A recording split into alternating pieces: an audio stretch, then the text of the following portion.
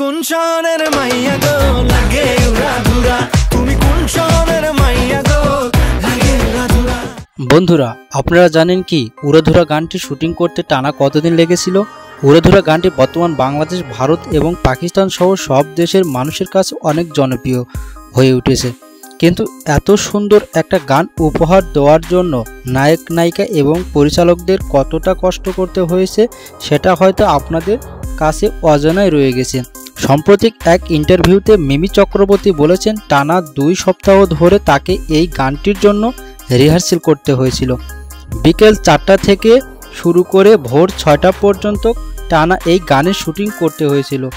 আর যেহেতু এটা কোনো সিনেমার গান নয়, এটা একটা প্রমোশনাল গান, তাই এই গানটিতে অনেক বেশি পরিশ্রম করতে হয়েছিল বলে জানান মিমি চক্রবর্তী। ভিডিওটি ভালো লাগলে এবং লাইক এবং সাবস্ক্রাইব করবেন। ধন্যবাদ।